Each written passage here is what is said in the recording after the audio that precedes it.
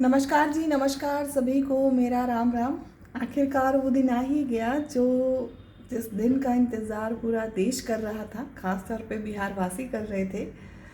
नीतीश कुमार जी को मुख्यमंत्री घोषित किया जा रहा है। आज उनका शपथ ग्रहण है और लगभग 11:30 बजे से ये जो समारोह है, भव्य समारोह ये शुरू हो जाएगा।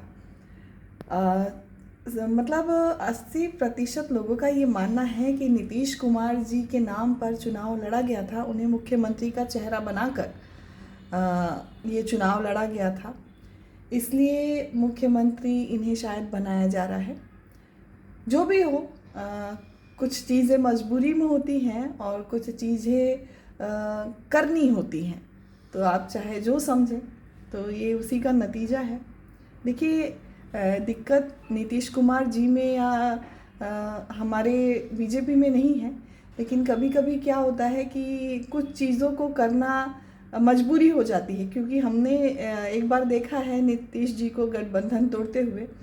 कुर्सी ज़रूरी है और इस बार जो रिले रेस की मैंने बात की थी, इस बार खिलाड़ी तो नहीं बदला, मतलब हमारे सीएम तो नहीं बदले, लेकिन वोटिंग करने के लिए, उन्हें प्रोत्साहन देने के लिए, और ज़ोर से भागो और ज़ोर से भागो ये कहने के लिए इस बार बहुत ही भव्य तरीके से समारोह का आयोजन किया जा रहा है, शपथ ग्रहण समारोह का, और जिसमें लगभग कुछ इक्का दुक्का छोड़ दे तो लगभग सभी स्टेट के जो सीएम हैं वो पधार चुके हैं और बहुत जल्दी ही इस शपथ ग्रहण समारोह का जो शुरुआत है वो हो जाएगा।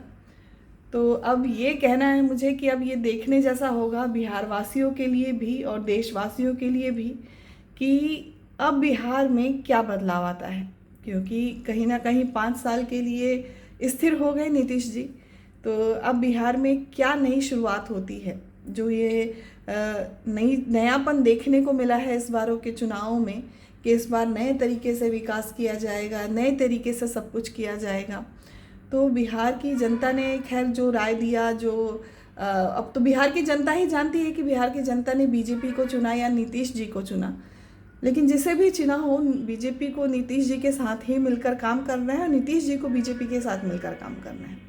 काम चाहे जो भी जिसके साथ मिलकर करे, लेकिन जनता को मतलब होता है परिणाम से।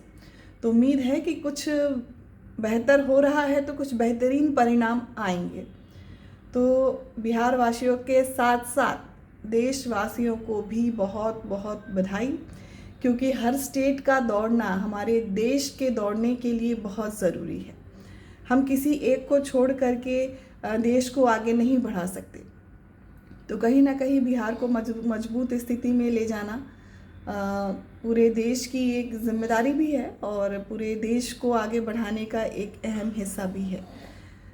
तो चलिए, आप सभी को बधाई, नीतीश जी को भी बधाई। धन्यवाद।